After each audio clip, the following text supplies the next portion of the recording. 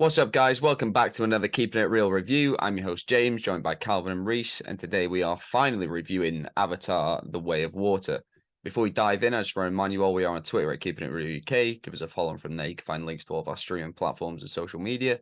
We're on Spotify, Apple Podcasts, Instagram, and TikTok. Whichever app you use to listen to your podcast, make sure to follow us, like us, or give us a 5-star rating. We're also on YouTube, and we'd love to have you all as subscribers so you never miss another video. Directed by James Cameron, starring Sam Worthington, Zoe Saldana, Stephen Lang, Sigourney Weaver, Cliff Curtis, and Kate Winslet. Avatar: The Way of Water released on December 16th, 2022. Currently sits at 78% critic rating on Rotten Tomatoes. Too damn low, if you ask me. What was that teenth about then? Well, You're like six. I just saw the 6, and I was going to say the 6th, and then I realized. Years after Jake Sully led the clans to victory against the Sky People as Taruk Makto, he and Neytiri have raised a family and live in peace in the Hallelujah Mountains. When the RDA return to Pandora seeking vengeance and with a new mission, Jake and Neytiri must do everything they can to keep their family safe. Right, guys, we're going to go non-spoilers first in case anyone watching hasn't seen the movie, which you should. Calvin, I'm going to come to you first, start on a positive note. What do you think of Avatar? Well, yeah, as you know, I was a bit skeptical going into it. Because I watched the first half of the first film a couple of days before it, and I didn't really vibe with it, but I only watched the first half. And since I actually watched the first film again yesterday and really enjoyed it, so I think there we go. He's a fan. So I think number 2 is head and shoulders above the first one. Yeah, absolutely. I think what I loved about it is it's not a spoiler to say it's like a multi-generational, story, which I love if it's pulled off right. Like, it's not just here are the old characters.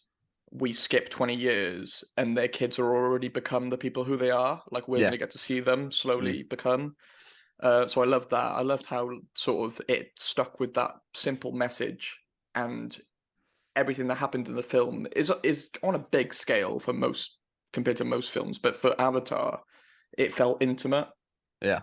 And that's what I loved about it. I mean, the mocap especially is just insane. Like, just all the little details in their facial movements, I guess. I don't know much about it. I just knew it looked amazing. I loved it when they get serious and the ears go down. I don't know why. Yeah. Every time. Yeah. I loved the extra little tidbits of like world building and information that were there, but you could tell, even though it was a split second here and there, you could tell that it had been researched, and there was obviously more surrounding that. They just obviously took it out of the film. But I think because it's such a big blockbuster mainstream, I feel like I think these films will remain good if they just keep the story simple. Yeah. Because that's what they're about. And then you have the grand sort of grandness around it, but they're about like one, they're not trying to like, have all these interesting threads that eventually amount to nothing. Yeah. I liked that it kept its central theme actually central and it didn't lose track. And I do think that some of the criticism, like people saying that it's nothing but just a pretty film to look at, I feel like that's more of a cop out excuse to not like it, because I did think there was quite a lot of depth to it, especially the characters. And for a film to make me introduce so many new characters and so many new kids and make me care about every single one of them, but by the end of the film I was like, God, like what's going to happen to them? Yeah, I thought it was great. Right, go on then, Rhys. What did you think? I just decided it just wasn't for me. You decided that before you went in. Yeah, on the day, I think I was like, oh, that was fucking awful. But I think that's because I'd sat there for 3 hours and I was tired and I was like, I just want to go home. Okay. But yeah, I was thinking about it more on the way back, and because I liked the first one. Like, I liked the first Avatar. So I kind of was like, but maybe my kind of love for Avatar kind of petered out over Faded. the years. If Yeah. it'd come out sooner, maybe I'd have enjoyed it. I don't know. But yeah, I just feel like my biggest issue is it's too long. I think unless I really care about something, I can't sit and watch a 3-hour film. Like I know you said Batman's 3 hours, but I love Batman. I always have. I just don't think it can. I think it was a bit too long. I think, like Calvin said, he liked some of the world building. I think some of it was too long. I don't think we needed it all. And I think I know Calvin said it was a bit of a cop out, but I do think if the majority of a 3-hour film is like how pretty everything looks, it doesn't necessarily need to be a 3-hour film. Like we get that it looks nice, we get that it's going to look amazing because the first one looked good when it came out. But for me, I was just like, come on, let's get to the like meat of this film now. I think that was just more me being impatient than anything else. But it was like, Right, like so I wanted to get to that like big epic final bit. But I like that. I love that bit. The last 45 minutes goes off. Yeah, I like bits so before. it is a you. So you're saying it's a you problem? Oh yeah, I think it is a me problem. I think it's like, and I had a little look online. So maybe it's just me. And I had a little look at like other people's reviews, and I think it's one of those films that it was always going to be. I think it's like people either love it or not necessarily hate it, but just aren't fussed on it. So I think it's one of those films. The last one was like that too. It makes it more interesting though, doesn't it? Yeah, like when and if there's you more, like these more films, discourse then, around. It's great because you're going to get loads of them. And like you said, as long as they keep the story simple and don't try and do anything too amazing with them, yeah, they'll probably make good numbers, good money, and people kind of seeing them. I'll probably go see the third one just because they've set stuff up. And the fifth. Just because they've set stuff up in this one, where I'm like, okay, I could be kind of interested in that. Without going into spoilers, but yeah, I just don't think. And it's one of those films as well because it's so long. I can't be like, maybe I'll watch it again and see how I feel because I just can't do it. Maybe when it comes on like, Disney Sky Plus. On Netflix or something, I'll watch it in like 2 halves and see how I feel. Mickey Mouse is coming for you. Yeah, it's gonna make you like it. Yeah. Right. I've got a lot to say on Avatar, so I did write my review down. I don't usually do this, but you've got a minute and a half. I've got. Yeah, we're gonna time. Let's go. Right. First off, a spectacle unlike anything I've ever seen, beyond what I ever thought cinema was capable of in that way. I don't think we've seen anything like this, of this ilk since Star Wars in 1977. An original IP of this size and scope, all the details in the world building, it feels lived in. Everything being enhanced by the rich emotion of the story and the phenomenal characterization. I walked out of this the first time feeling like I knew all of the characters we just spent 3 hours with. This isn't a film padded out by plot. Like you said, the story is simple, but it's character driven. My favorite scenes were actually the ones that were just, the smaller and quiet and focused on the family. I love how Jake, he's trying to balance being this fearless leader whilst also being a father who in actuality is very fearful for the safety of his family. The performances are spectacular, the finest performance capture we've ever seen. Every tear, movement of the eye, every pore, every emotion is on screen, and the performers really shine through. I can't wait to see these characters again in a couple of years, not only to see where their story goes, but just to spend time with them, which is a lot of this film, is you just spending time with characters and learning their dynamics and interactions. This is a blockbuster that wears its heart on its sleeve, much like a lot of James Cameron's films. I think this is also the reason like Top Gun Maverick worked. That also felt very similar in that way. I've heard complaints of cheesy dialogue, which I think for a movie of this design just work. It feels authentic to the genre. It's all delivered with such conviction by the actors. There are some lines in here that had me and my friends like cheering and fist pumping. I thought it was so good. Harkens back to a time of genuine, emotional, powerful, big movies that we don't see all the time. Most blockbusters today, mainly the superhero ones, they're too concerned with laughing at themselves or constantly being self-referential to the ridiculousness of it all. This film doesn't do that. It expects you to go for the ride, to connect and even see yourselves in the characters. It's a truly phenomenal piece of work. The production absolutely baffles me. I've seen this 5 times already. I'm already aching to go back for a 6th.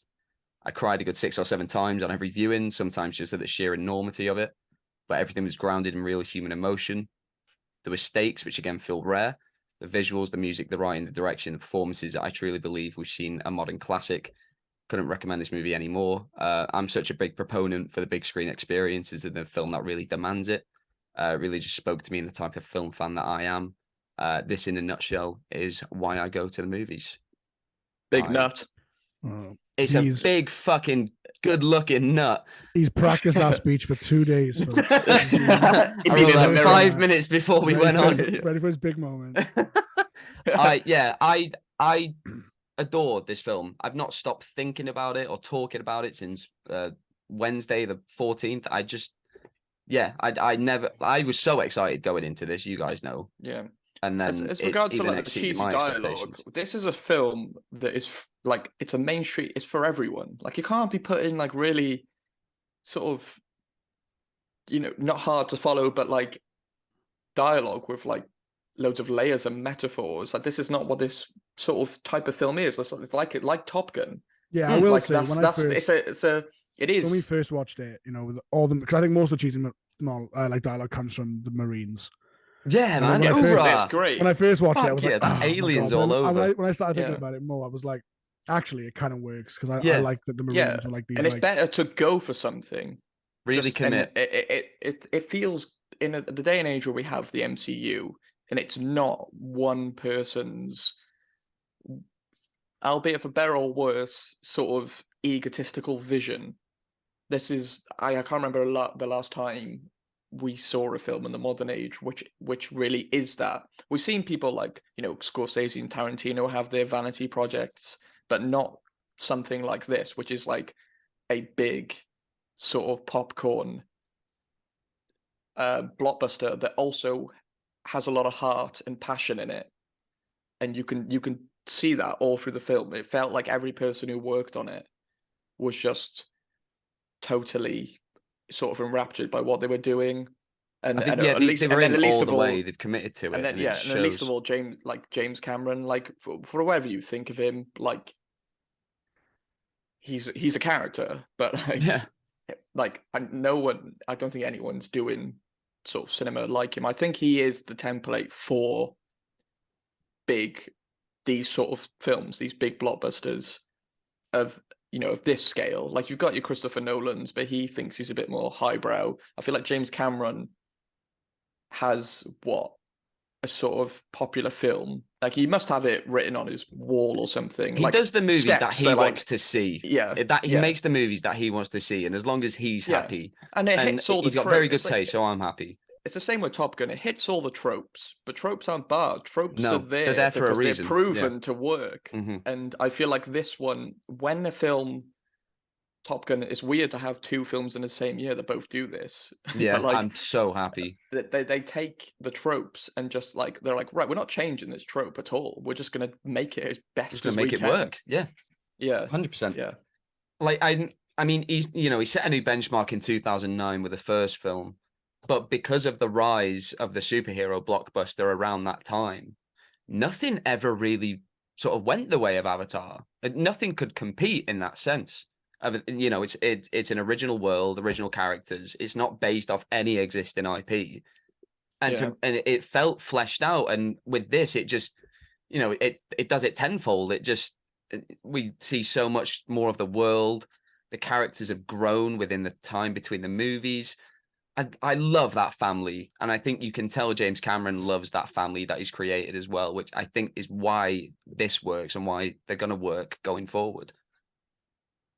Right, let's do spoilers. Let's get into spoilers now. So, if you haven't seen Avatar: The Way of Water, which you should have done, please go out and see it. I want this movie to do really well because I want so many more of these movies. But also, I think just for yourself, you've never seen anything like this, and I know people say that all the time, but truly go and treat yourself. So spoilers, I'm going to break this down into segments.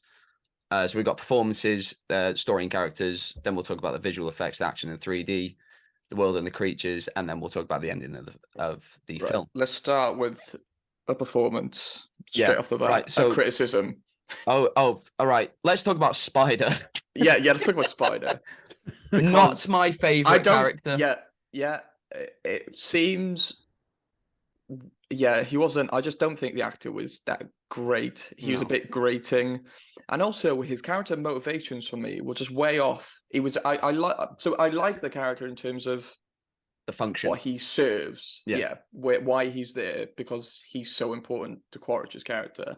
But him as an actual character, I think like he was mostly placed there to be that foil for Quaritch. Like there's something to see a bit of humanity in your villain. Not too much, obviously, but yeah, I also felt he was a bit wishy-washy. I never understood, like when he went over to the Marines, it was like, oh, is he now gonna like see that he's gonna start feeling like he's got a relationship with his dad? Is he gonna start feeling like he's part of this group now? And then they come back and he's like, oh fuck this shit, I go back here. And then he's like, oh no, I gotta save my dad. And then it's like, come with me, son. And he like hisses at him. I felt it was like quite a bit wishy-washy. I justified that turn at the end almost of him saving Quaritch, because like shit, Neytiri might fucking try and kill me one of these days. Like maybe I should have this guy around. I like the cognitive dissonance that she's got going on though. Yeah. Like, because Jake was a human and she was fine, and she's like, I love the hypocrisy of it. I think that's yeah I think that's beautiful, and that's really going to be explored later on. I think that's such a good little bit of character development. What were you going to say, Rhys? I was going to say, I've written about Spider as well. I don't think he played a huge role in the film, other than to make what's his name, Quadrich, is that his name? Quaritch a bit more interesting.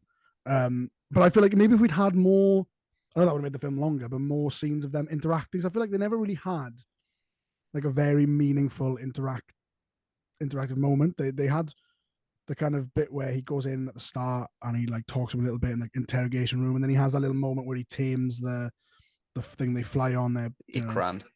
And I think you have that moment where he looks and goes, "Oh, he's quite cool." But I feel there was never a moment where there was a bit where he's teaching in the language, and I thought that was. But I never felt there was a moment where at the end when he drags him out, I go, "Oh, he did that because he kind of actually cares for him." I was just kind of like, "Oh, he's done that because they need him in the third film." I got it. Like it is his dad at the end of the day, kind of. So I think that's why he's like, "Fuck, I can't leave him."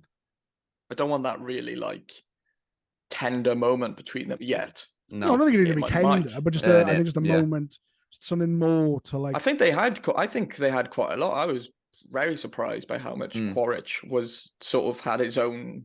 You know, that he was a POV in the story. Yeah, like he wasn't just there next to people like he was really in the first film. Yeah. To be honest, when the trailer came out, I had no idea that he had a family and Quaritch was an avatar, because I was just seeing blue people and I was like, oh, these are all the same. Are these all like the same? I don't know who these are, you know? Oh, right. It's a big surprise then. I didn't know it was him either. But did you? I knew it was him. No, but you told me like 2 days before. Oh, right. Was that reveal like I'm sorry, well known? Yeah, I think having him as a foil for the next few movies as well is brilliant. Yeah. Like, build up this fucking Darth Vader. They've given him, he's essentially now almost similar to what Jake Sully was in the first film. Yeah. But he is like so driven and set that I just think it's interesting to put him in the body of his enemy and then give him a son on top of that. Like that he's got so many and they keep making a point. And it's probably going to go into the next film, so they keep making the point that, you know, is he Quaritch or isn't he? Because I love that. Is he lying to Spider, basically being like, you know, I've just got his memories. So I like that he's a bit of it. Yeah, I like how it's not the same character again, is it? Because there is that difference of he doesn't remember his death because it hadn't happened yet. So it's half of the same character. It's brilliant. I expect his story arc is going to be through losing your humanity by death. And becoming your enemy, you're going to gain and find your humanity again. Hopefully, which kind of felt like the sort of way they were going. I do hope then he finds his humanity and then completely goes back, and then he's like, like that would just. I just want it to be a roller coaster. I think there's so much that character can do. performances wise, obviously Zoe Saldana killed it again. Really just a beautiful performance as Neytiri. But I thought Sam Worthington really upped it in this movie. Yeah, I thought it's so as brilliant, well. Especially in the scenes with the kids. And Yeah. it's the little things. In my head, I've just got like, what does he say to Quaritch when he turns around and realizes he's going to come after him? And he's like, so let's get it done. Let's get it and done. His little ears go down. His ears go down. Yeah. Oh, that was the bit I cheered the most in the movie. The first night, and I loved me and how my friends saw it. Yes. Jake beat Quaritch because I just liked that Quaritch still isn't really used to his avatar body. Really. Well, he beat him because thought he was going. He saw a little chance when the boat actually landed at the bottom of the sea. I thought Quaritch was going to come in and be literally like Darth Vader hallway scene in people, but he's not yet. I'm assuming that's coming. Maybe because I feel like Terminator. He's just going to get more in touch with his sort of Na'vi stuff. That's what I think. Yeah. It's so exciting. He's going to plug him into a tree and he'll come around. I love the kids as well. Took is the cutest thing I've ever seen in my life. Loak, I really can't wait to see where his story goes and his connection with Paya Khan, the Tulkun. And someone's been reading the cast list. No, I've seen the movie names 5 times. I know this back to front. Kiri, played by Sigourney Weaver. Obviously, there's stuff going on with her, like who is a father? Is she like an immaculate conception type thing? Which I think is probably going to be the case. She's like, I like the Messiah embodiment character. of Awa. Yeah, that's. I like that the Messiah character isn't going to be the main. It's not Jake Sully. Yeah, like I like that it's someone. And I think as these films go on, the younger characters are going to take center stage, and they're going to become the heroes. Which it's got so exciting. I loved that they got Sigourney Weaver to voice a character because it's just like sci-fi weird enough to sort of like tickle something where I'm like, okay, like they're willing to go a little bit weirder and do things a little bit outside of the box. Like I really like that. And I thought her performance was amazing. Really good. Yeah, the best. I mean, the best Sigourney Weaver's been in years, probably. And Neteyam, who is the brother that unfortunately doesn't make it. Through the end as soon as he didn't get a girlfriend or a whale, you knew like, he's the one. Well, I knew it was from that first scene of the train heist. And there is that explosion. He finds Loak, and he goes to find Neteyam. It was Loak's fault that they were in that, and he was like, "You could have got your brother killed," and I was like, "His brother's gonna die. It's gonna be his fault." And that death, I saw it come in. It was more the last scene that I sort of hit me harder. But killing adults, for me, isn't as impactful as killing the children because there's something about that sort of wasted potential that they haven't become the person. A parent losing their child. There's nothing more heartbreaking. That shouldn't. Yeah, and I think like just as a character, losing as like a watcher, watching someone die. And knowing that's their story, their story's done. Well, unless these basically the story's done for them, and they're young and they're not established yet. I think that's just so much more tragic than like killing a father figure or a mentor, and then the hero goes on their journey. I just find it way more impactful. We'll talk about the entire ending at the end. Rhys, who was your favorite character, or was it Quaritch? I really liked Kiri. Spider. Yeah. Spider. But no, I didn't like Spider. I wrote down Kiri. Spider just got back from his gap year. They both say bro. Yeah.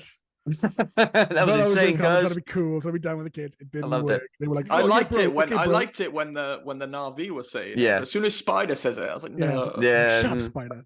No, but like I said, I like the idea of Kiri and her connection with the world, and I think that that could be interesting going forward. But I wrote down here as well. I got their roles very early on. I got what the story's gonna be about, and I felt like it kept going. I was like, I don't need this much.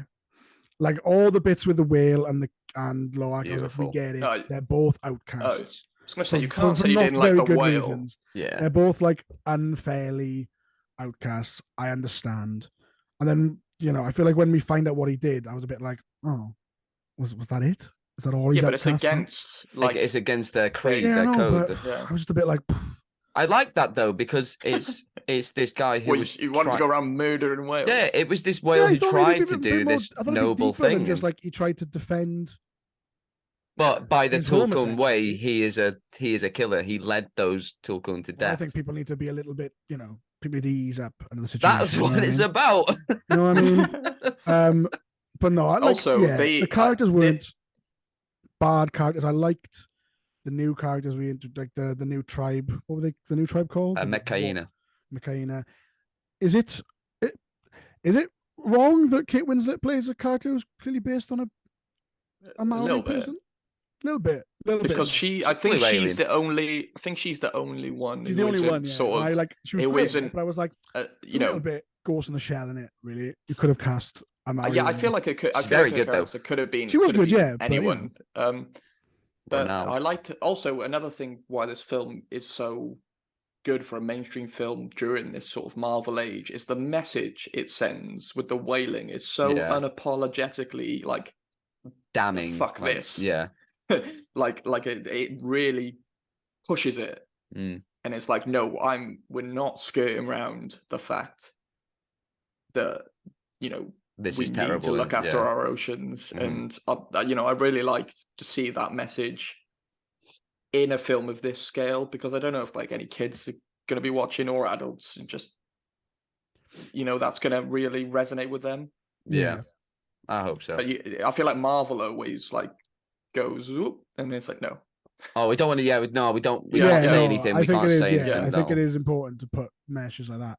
Yeah, in definitely. Film. I found another thing with the characters. A lot of the villains, I found them a bit soulless. The main one grew on me when I thought about it, but I get that they kind of can't have too many like villains that stand out. But like, I feel like you could have made his little squad slightly more interesting. You know what I mean? I feel I like that they were just like expendable. But then like, if it's like you're and trying then to whatever almost like is, if you're trying to stick with that like 90s cheesy marine vibe, I think maybe go a bit further with it and give us like almost like Predator gang. You know what I mean? Like Arnie and his mates in Predator. But they were the good guys. They're all a bit like, they've all got these like defining, but that's just me. But I guess they're focusing on the main villain. Like this film had such a stronger opening to the first one. I thought the opening was amazing. Yeah. Like with the ships decelerating and sort of showing. We'll lead that into the visual effects. But then not just that, but I feel like the way the plot was set up, like Jake Sully is fighting. The humans are back, but they're fighting like a guerrilla war, and then the whole thing with Quaritch and coming down and hunting them. Like I was like, is this just the first act? This feels like most films. This would be the whole sort thing, of the last act, and then obviously like Quaritch crushing his own skull. And I was like, Jesus, I don't think this man should be allowed out yet. Some of the imagery is amazing. He woke up and just started laying into his own men, like not knowing he didn't realize he was an avatar. That was it. Yeah. So he just sees him surrounded by blue people. He starts I feel like fucking wailing on him. What is his like other guy called? Corporal Wainfleet. Yeah, he's obviously still alive, and I like it if they go a bit further with him because he's the one who kills the son. Yeah, Neteyam. So I think Neytiri's probably going to have him. Yeah, God, I hope so. An arrow through each eye. Oh, every time Neytiri shot an arrow through a cockpit and just impales a guy. Yeah, they did it three. They did it 3 times. It was great every time. Was really good. I think a lot of that comes down to how good the mocap was. But yeah, you really you feel like you're in it. I think a lot of the time. Yeah, that helped with Curtis's character when he does the thing out of the water as well. Oh my God! Yeah, what a beast! Absolutely, yeah. So I really expected him to die, which I'm glad we're keeping some of these new characters as well. Yeah. But like the visual effects and all the action, really enhanced by the 3D. I'm not a big fan of 3D. I stopped watching 3D movies around 2012. I was like, I'm done with this. This is making movies worse. But nobody does it like James Cameron. It worked with the first Avatar. It works even better here. It's not gimmicky and it's not things flying out at you. It's just immersion and it's giving depth. And it really makes the action pop. that final 45 minutes where it's just action is mind blowing. And I think that's going back to its Aliens and Terminator 2 roots. That last battle as well, it isn't Avengers Endgame. We're on the right side, you're on the left side. We run at each other, and then loads of things happen, and we focus in on a few little characters here and there doing different things. The blocking of that whole sequence was amazing. Everyone was doing something a little bit, like, at least interesting. They were all doing like little interesting things off on the side, and I felt I knew where everyone was, which is so important for a battle scene, which is also super hard to do when you're on a sinking thing, a whaling ship. Yeah. Like I don't know how he pulled that off. Like that, to me, that last battle, I was like, why do I know where everything is and everyone is? Because you're not showing me. No. But I just the geography so well. Yeah, it's just all laid out for you. Yeah, brilliant. There's a few really good action scenes in this. The first one, the train heist. That oh my god! Anytime the Na'vi are flying on their Ikran, I'm like, this is the coolest thing I've ever seen. This is beautiful. I like the one in the forest as well with Quaritch and his. So Neytiri and Jake coming to rescue their kids, and I could feel the bullets hitting the trees and stuff. Everything had weight. That was it. And obviously the 3D really made that work. James Cameron just knows that glowing shit. It is just fucking cool. So put it at night, make all their faces glow. The first film is everything is a bit too glowy, but this one it was really like it wasn't just everything. It was like certain bits. Did their faces glow in the first film? Yeah, but I think here it really pops because obviously just the upgrade in visual effects. I really liked all the underwater scenes. Yeah, like obviously that was a big part of the film. But yeah, the first bit where they go down and they're kind of exploring, and all these kind of like these fish and the kind of foliage, plant life underneath. It just looked amazing. Say fish. Well, fish, yeah. I don't know the exact names of what they're called. Yeah, it was amazing to think that I'm watching those scenes and I'm like, I'm not even thinking about what it is, and it's not even real. Like I'm not looking at it being, oh, this is really good CGI. I'm just like, what? They're in a studio with a bit of water, I assume. I don't know how he did it. And I think that I really think he deserves a Best Director nomination at the Oscars, because it's rare that I've looked at a film and gone, I don't know how they made that. Like, I don't know where they began. I don't know where they ended. I really don't know how he's pieced it all together. And obviously, we were talking about the performances. Like, you can just see every little movement. It's insane. You can really see the actors underneath. We're talking about the ocean, the world, and the creatures, because we get a few new creatures in this movie. So we get like the elu, and the skim wings are the one that pop out the ocean and fly above it. They were all really cool. Like I said, I'll never get bored of seeing Neytiri riding Ikran. That's just the coolest thing in the world to me. Any highlights of creatures or new parts of the world for you? The creatures, to be honest, don't massively do anything for me. I think they're fine design-wise, but I don't look at them and think... I've never felt in either of the films like, oh, that creature design is like next level. I just find... Yeah, I think that... Obviously, I like them, but it's not like... I don't look at them. I can't even remember... Like, the skim wing was just one of the Ikrans, but with a sort of sharp... But it could dive underwater. Snout. Yeah, I know it can do that, but it had to, didn't it? They were in sort of... Yeah, I like that. But it's just constantly above it, like, oh, way of water. Not even in it. Cool. And like the Tulkun. I know they're in the first one, but I like those dog things, those like wild dogs. The Tulkun obviously are the biggest part of biggest new creature we've got. I love them as well. Like Jermaine Clement's character is saying, like, these are smarter than us. They got philosophy, mathematics, complex language. And we really get to know one of them. And by the end, he did feel like a character. He wasn't just a whale. I felt like I knew him. Well. Yeah. Really get to know him. His story was great. If we go to the end segment, I'm glad this film wasn't as sort of world-endy as the first film. They kept it. They kept the theme as being intimate. It wasn't like, let's go gather the 14 clans and we've got thousands of warriors. I was worried we were going to do the same thing again. Yeah, just one boat with one prick of an Australian man. And it's about them saving their kids. That's all it was. That's what that conflict was. And I think that's beautiful. It's not about, oh, we have to protect this other spirit tree. They're going to drop bombs on this other spirit tree. We have to protect it. They're going to take all our unobtainium. It's not that at all. It's they've kidnapped our kids and we got to go to fucking war to get them back. Just phenomenal. So the ending, we touched on it. Nataim takes a bullet. A beautiful death scene. The imagery is fantastic. Obviously, Loak, all of his brother's blood on his hands, which has been a theme throughout the movie. I like the shot of the eclipse when the family's over the body, and the shot of the eclipse is one of the most beautiful things I've ever seen. What I said earlier about it being more tragic if a young person dies. Yeah, I liked. It was hard to say but I liked how quickly he died.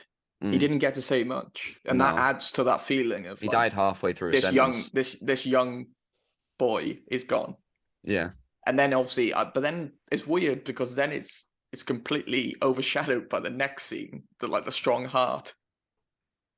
What do you mean, like the next I feel like the next scene was stronger than that one. Oh right, I see. It just keeps going. Yeah. It builds and builds and builds. Yeah, it wasn't until the very last scene of the film where that really paid off for me, I think. Yeah, so it wasn't not about him dying. It's about what it means. It's not about that character is gone. But it's about what it means to the family. Yeah. Yeah. And when they go into the tree and you see him there, and then Jake walks past, and then he's younger. Yeah.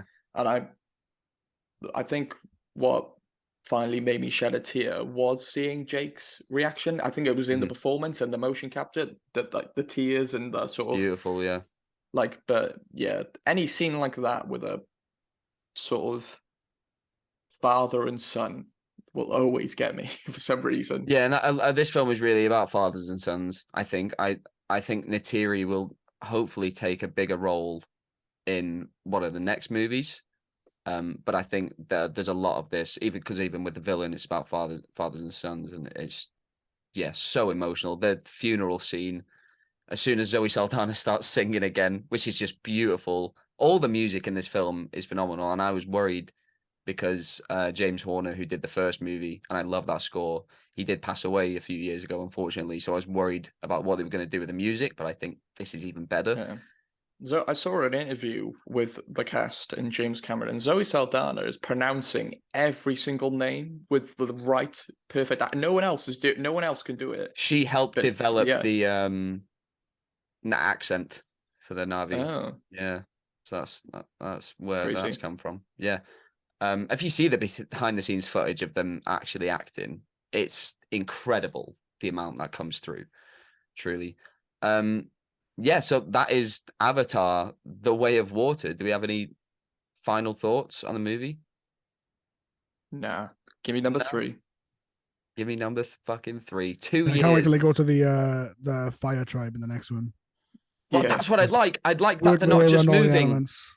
They're not Zuko. It seems like we're going to stay here for a while because we know Avatar with a scar on one side. We know the fourth movie is called the Tulkun Rider, so the Tulkun of the Whale. So I assume that's going to be Loak, and that means we're staying with the Met Hyena for a while. Or his son. We're really going for a give me 60 years. Right, Rhys, we'll start with you. Out of 5. 2.5. I thought he was going to go like Ghostbusters Afterlife at 5. Yeah, because that had me because of the nostalgia, and I went back and I changed that rating. And then who knows? If I watch this film again at some point, maybe I'll change it. But at the moment, you can come on the day it was like a 1. Rhys. On the day it was a 1. So it's gone up 1.5 stars. Okay, so be thankful. Calvin, out of 5.